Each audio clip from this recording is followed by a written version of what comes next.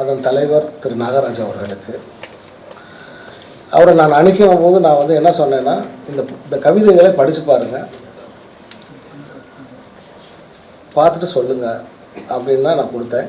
அவர் அந்த கவிதைகளை படித்து விட்டு முழு மனதோடு இதை நூலாக கொண்டு வரலாம் அப்படின்னு அவர் சொன்ன பிறகு, அவர் தேர்வு செய்த பிறகு இது நூலானது. அதுதான் எனக்கு இங்கே ரொம்ப முக்கியமாக எனக்கு படுது. அதே மாதிரி இந்த நூலாக்கத்துக்கு நான் அப்போ ஒரு வேலையோடு நம்ம பாரதி புத்தகாலயத்துக்கும் நமக்கும் ஒரு வேலையோட ஒரு தொடர்பு உண்டாயிடுச்சு. அப்படின்னா நம்ம என்ன செய்வோம், நம்ம ஒரு பெரிய தொல்லையாக மாறுவோம் இல்லையா? ஏன்னா அப்படி என்னுடைய தொல்லைகள்லாம் தாங்கிக்கிட்டு இதை வடிவமைப்பு தந்த சகோதரி தோழர் தேவி அவர்களுக்கு என்னோட நன்றியை தெரிவிச்சுக்கிறேன். அதே மாதிரி இதுக்கு சிறப்பான ஓவியம் வரைஞ்சி கொடுத்த ரவி பல்லேட்டுக்கு முதல்ல என்னுடைய நன்றியை தெரிவிச்சுக்கிறேன், ஓவியர் ரவி பல்லேட்டுக்கு. அதே மாதிரி இது ஒரு டிசைன்ஸ் ஓவியம் வரைந்த ஓவியத்தை வந்து இதை வந்து டிசைன் பண்ணி கொடுத்த காலத்தி அவர்களுக்கு என்னுடைய நன்றியை தெரிவிச்சுக்கிறேன். மற்ற எல்லா விஷயங்களையும் கரெக்டாக தொடர்புபடுத்தி ஒரு புத்தகமாக முழுமையாக்கி அப்பப்போ என்னோட கம்யூனிகேட் பண்ண ஜெயசீலி அவர்களுக்கு என்னுடைய தோழர் ஜெயசீலி அவர்களுக்கு என்னோட நன்றியை தெரிவிச்சுக்கிறேன். மிக முக்கியமாக இந்த தொகுப்பு வந்து நினைவில் ஒளிரும் ஜிமிக்கி கம்மல் அப்படிங்கிற அந்த வார்த்தை இருக்கு இல்லையா, அந்த எழுத்து இருக்கு இல்லையா, அந்த எழுத்து தமிழ்நாட்டில் மிக முக்கியமான ஒரு நாடக கலைஞருடைய எழுத்து, மிக முக்கியமான ஒரு பத்திரிகையாளருடைய கையெழுத்து. அது அமரர் பரீட்சா ஞானி அவர்களுடைய கையெழுத்து. அந்த கையெழுத்தை இந்த டிசைனில் கொண்டு வருவதற்கு எனக்கு யோசனை சொன்ன இதன் டிசைனர் தோழர் காலத்தி அவர்களுக்கு என்னுடைய நன்றியை நான் தெரிவிச்சேன். எனக்கு ரொம்ப அதுவே எனக்கு ஒரு பெரிய ஒரு பாசிட்டிவாக எனக்கு பட்டுச்சு இந்த புக்கை வந்து அவர் டிசைன் பண்ணும் போது. என்னென்னா எனக்கும் இங்கே தோழர் ஞானி அவர்களுக்கும் ஒரு தொடர்பு இருந்துச்சு.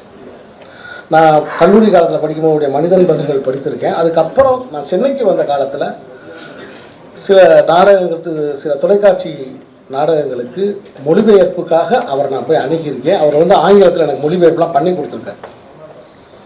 அப்போ அவர் நாடகங்களை நம்ம கேகே நகரில் போய் நம்ம பார்த்துருப்போம். அப்படி ஒரு தொடர்பு எனக்கு அவரோட வந்து என் பெயர் சொல்லி அவர் அழைப்பார். அந்த அளவுக்கு என்னை அவருக்கு தெரியும். அவருடைய பெயர் இதில் வந்தது. அது ஒரு ஆசையாக நான் நினைத்தேன், அதை ஒரு வாழ்த்தாக நான் நினைத்தேன். அப்புறம் வந்து தோழர் எஸ் ராமகிருஷ்ணன் பேசிக்கிட்டு இருக்கோம், நான் போயிட்டேன், அது மன்னிக்கணும். ஏன்னா அவங்க வந்து ரொம்ப ஒரு அற்புதமான ஒரு உரையை இன்றைக்கி அவர் நிகழ்த்தினாங்க. பீடி கவிதையை பற்றி அவர் சொன்னார். அந்த பீடி கவிதையை பற்றி சொன்னால் நான் பீடியை பற்றி எழுதின கவிதை எனக்கு ஞாபகத்துக்கு வந்துருச்சு.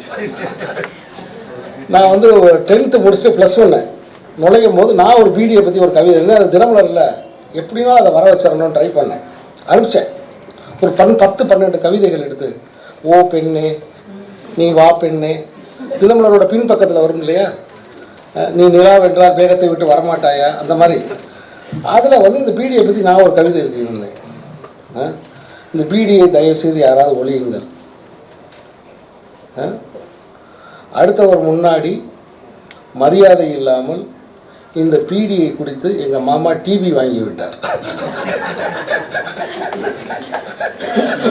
அப்படின்னு எழுதி கீழே சீனிவாசன் திருநகர் மதுரை 6 அப்படின்லாம் போட்டு எப்படி பத்திரிக்கையில் வருதோ அதே மாதிரி எழுதி அதை போய் போஸ்ட்லாம் பண்ணிட்டு காத்திருந்திருக்கேன். ஸோ இவர் ஒரு கவிதை சொன்ன உடனே எனக்கு அந்த காலத்தில் நான் எழுதின கவிதை ஒன்று எனக்கு வந்துருச்சு. தோழர் எஸ் ராமகிருஷ்ணன் அவர்கள் வந்து உண்மையிலே இங்கே வந்தது எனக்கு ரொம்ப பெருமை. ஏன்னா கிட்டத்தட்ட தமிழில் வந்து 138 நூல்கள் எழுந்த ஒரு மனிதன். இதே எனக்கு எப்படி தெரியும்னா, நான் வருஷம் வந்து நான் ஒரு சமம்னு ஒரு ஃபவுண்டேஷன் ஒன்று வச்சுருக்கேன். அதில் வருஷம் வந்து என்னால் முடிஞ்ச நூல்களை வாங்கி ஏதாவது ஒரு நூலகத்துக்கு அனுப்பணும். இது நன்கொடை வாங்கியோ அல்லது பிறரிடம் கடனாக பெற்றோ இதெல்லாம் கிடையாது அப்படின்னு ஒன்று வச்சுருக்கேன். அதில் ஏதோ என்னால் முடிஞ்ச கவிதைகளை மட்டும் வாங்கி அனுப்பணும். ஏன்னா கதை வாங்கிறதுக்கு ஆள் இருக்குது, கட்டுரைகள் வாங்க ஆள் இருக்குது, எல்லாத்துக்குமே ஆள் இருக்குது. ஆனால் கவிதைக்கு மட்டும் ஆள் இல்லை. கவிதைகளை வாங்குவதற்கு ஆட்கள் இல்லை தமிழ்நாட்டில், இன்க்ளூடிங் கவர்மெண்ட்னு சொல்கிறார் அவர். ஸோ கவிதைகளை வாங்குவதற்கு யாருமே இல்லை. அப்படின்னும் போது இந்த கவிதைகளை நம்ம தான் வாங்கணும். அதனால் நான் ஒரு புதிய யோசனையை கூட இந்த நேரத்தில் எனக்கு தோன்ற யோசனையை நான் இந்த இடத்துல சொல்கிறதுக்கு கடமைப்பட்டிருக்கேன். எப்படி நம்ம ஊரில் காது குத்து, ஏன்னா இப்போ கல்யாணம் இது மாதிரி விசேஷங்கள் நடக்கும்போது ஒரு அந்த விசேஷம் நடத்துகிறவருக்கு மொய் எழுதுவாங்க. அது மாதிரி ஒரு கவிஞர் ஒரு நூல் வெளியிடும் பொழுது மற்ற சக கவிஞர்கள்லாம் ஒரு வாட்ஸ்அப் குரூப்பில் சேர்ந்துக்கிட்டு அந்த புத்தகத்தை ஒரு மொய்யாக எழுதி அதை வாங்கிடணும். அதோட அர்த்தம் என்னென்னா, இவர் இன்னொரு புக்கு போடும்போது மற்றவங்களாம் அதை வாங்கணும். இது ஒரு கிராம பொருளாதாரத்தில் ஒரு குடும்பத்தை மற்ற குடும்பங்கள் காப்பாற்றுவதற்காக கண்டுபிடிக்கப்பட்டது. அதே நடைமுறையை ஏன் புத்தகங்களுக்கு கொண்டு வரக்கூடாது, குறிப்பாக பதிப்பாளர்கள் கொண்டு வரக்கூடாது அப்படிங்கிறது என்னுடைய ஒரு யோசனையை நான் அந்த நேரத்தில் பின்வைக்க விரும்புகிறேன். நலிந்த திரைப்படங்களுக்கு எப்படி அரசு மானியம் தருகிறதோ அது மாதிரி ஒவ்வொரு பதிப்பாளர்களுக்கும் அரசு மானியம் தர வேண்டும்.